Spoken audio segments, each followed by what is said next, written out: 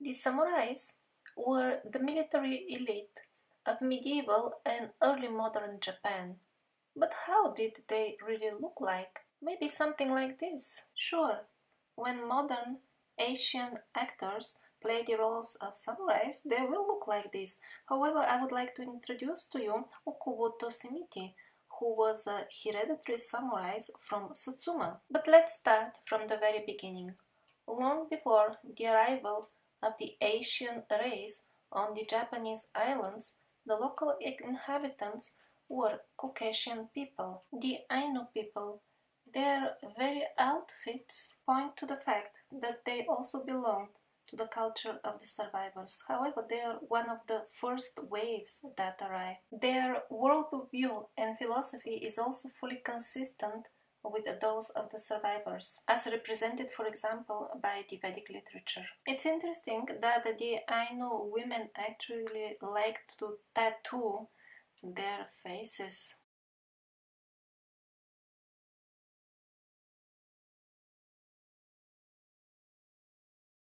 This is a Portuguese world map dated at the year 1623, and the maker considered Japan to be a Christian country. That is why he placed this big cross over the Japanese islands.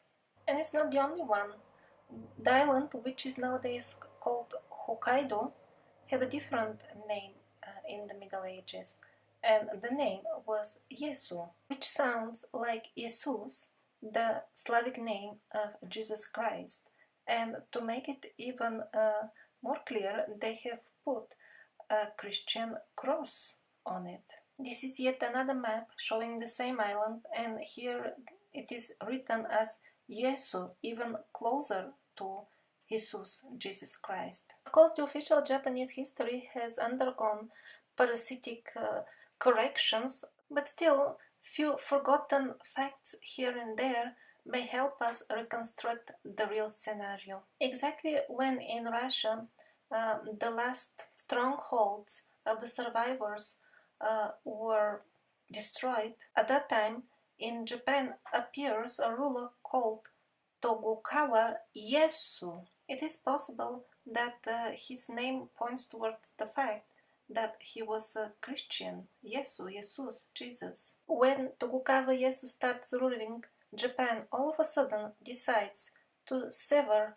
all connections with the external world and remain a completely closed country. Most likely, the defeated survivors from Siberia sought refuge with their brothers in Japan. According to the official history of Japan, at that time, the country was greatly influenced by the so-called Rusui, which sounds very similar to Rusi, which means in Slavic languages Russians. However, they conveniently escaped giving details where did those Rusuis come from. The center of the Rusuis was Edo, and we see some buildings there that really don't fit in the Japanese style architecture and building because traditionally the Asian population of Japan used to construct their buildings out of wood, not stone. The choice of material is not the most important.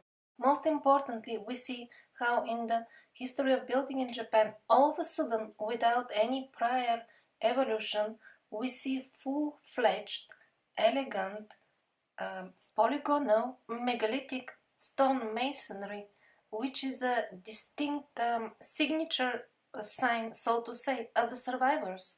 That's how they built their buildings all over the world. This is St. Petersburg, Russia. This is Saxe-Herman in Peru.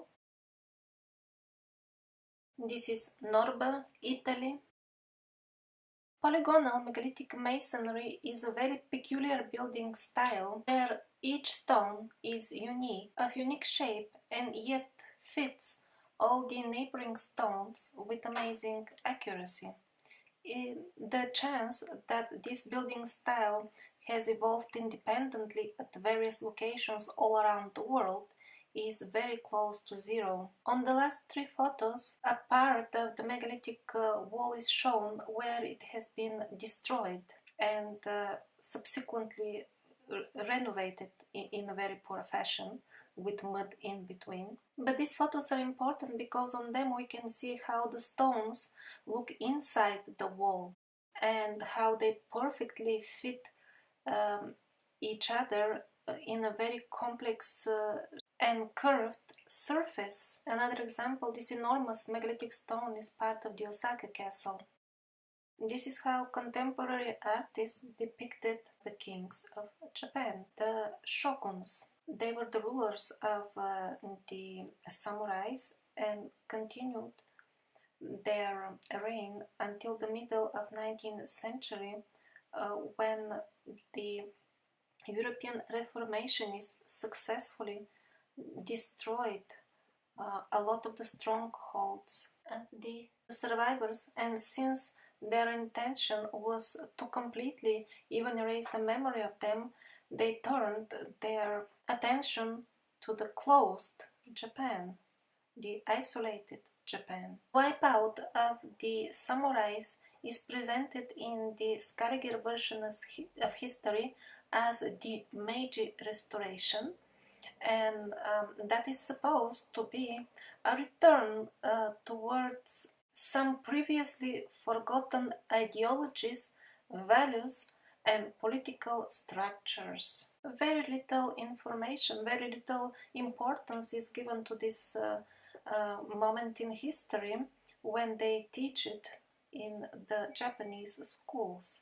They go through it very briefly and superficially, and it is presented to be some sort of local for Japan event.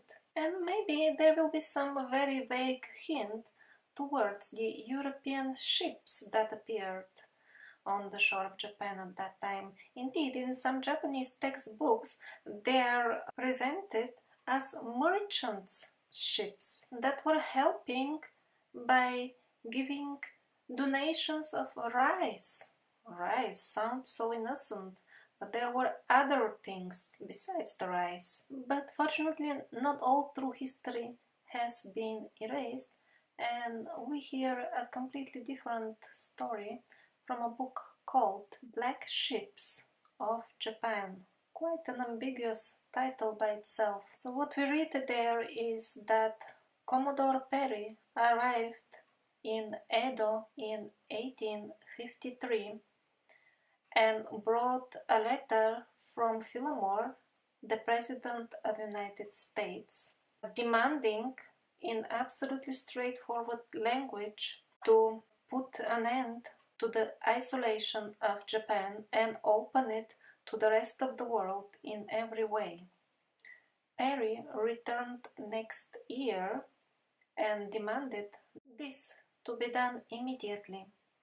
The people of Japan did not wish to step back from their way of life, from their tradition and ideology. However, the story continues, they changed their mind after they encountered the English military force. Well, as a result of this military encounter, the samurais were defeated and the Japanese society was forced to accept the Western way of life and to reform their traditional views. The last group of samurais was killed in 1868 in the town of Aizu Wakamatsu in northern Japan. Nowadays, in the castle of Aizu Wakamatsu, there is a museum. In this museum, there is a huge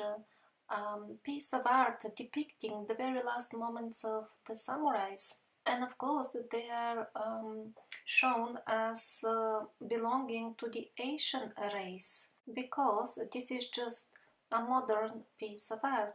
However, very few people pay attention to a small photo that stands besides this huge modern piece of art. This gentleman, one of the last survivors or samurais, took part in some of the last battles of the samurais at a very young age and survived after that, and he lived long enough to be alive when photography was available, and so this photo of his was taken and is now kept in the museum of Ieyasu Wakamatsu. You can see that he had European features. He was a Caucasian person. It is quite remarkable that we even have a photograph of a person, one of the last people alive who belonged to a society that kept the memory, the history of the survivors, and valued and understood the spiritual teachings of the survivors, most importantly. If you visit the valley of Aizu even nowadays, you will meet on the street a lot of local people with purely European faces, but of course most of them would be a mixture between Asians and Caucasians. As I was researching this topic, I found Japanese people posting on forums questions why I look European, why I'm Caucasian, I'm Japanese, and yet I do not look like Japanese. I noticed the questions, I didn't see any answers in the forums. We also see the crescent symbol on the head of the samurais, which was one of the main symbols of the empire and the culture of the survivors. And this is an authentic, genuine samurai outfit. The crescent symbol can be found also all over the garments, the outfits. Actually, I will come back to this topic later on when I review the symbols of the empire of the survivors all over the world.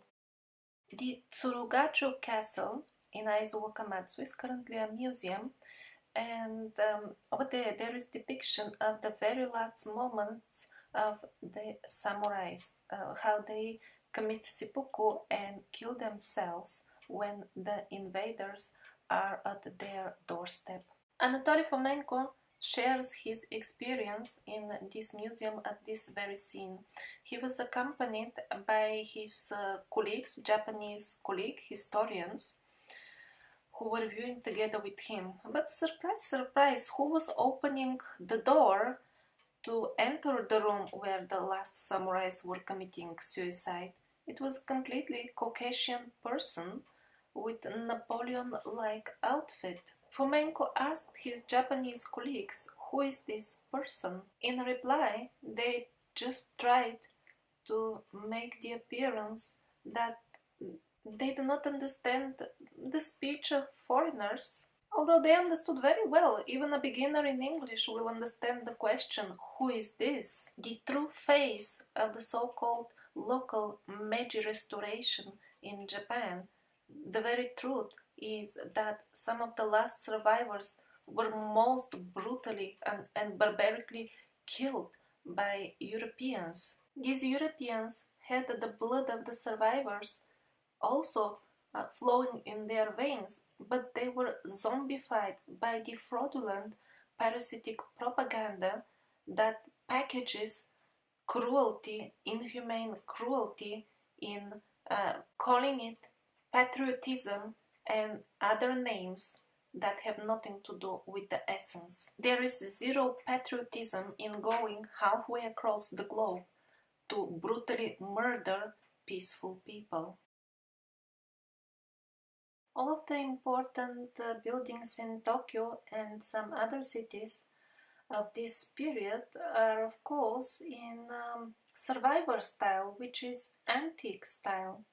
I don't call it neoclassical because the period that we call antiquity happened 1000 years after the official time that we know about. And that makes it actually quite near to us in the timeline. All the fabulous antique kingdoms that we have heard about from the Scaliger version of history were indeed cultures created by the survivors. That's why they bear same cultural style. In terms of buildings, the styles that we are used to calling Greco-Roman and Neoclassical are indeed one single coherent style that the survivors spread all over the world, and it was them only who gave us what we call civilization. They were the bedrock of our civilization and not the Greco-Romans as we have been conditioned into accepting without demanding confirmation. These buildings look very awkward on the background of the official history of Japan. Let's hypothetically assume that they were built after Japan opened for the world. But how could they find place for these buildings?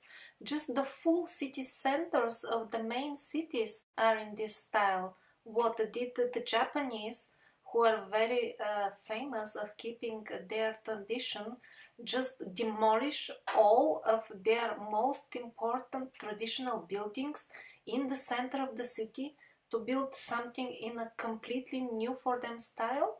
This is a large-scale operation that I cannot believe in. And second of all, if it would have happened, it would have been recorded in their history, but there is nothing, no such demolition. The problem of overbuilding is not new to Japan. It's not just a modern problem. What you see now on the screen is the situation with overbuilding at the time when Japan opened for the world. Just imagine what kind of a massive demolition must have happened in order to open the space for all these European style buildings. That is, in my hypothetical scenario, that the official version of the history of Japan is correct. But in the scenario of the new chronology, all these buildings fit perfectly well because they were built by the Christian Caucasian survivors, descendants of the survivors, not exactly survivors, but people who kept the memory of them and their history and their values. And I will revisit the topic of Japan not only when I review the symbols of the empire all over the world, but also when I review the star forts and the special standard city planning that the survivors always took with them wherever they went all over the globe.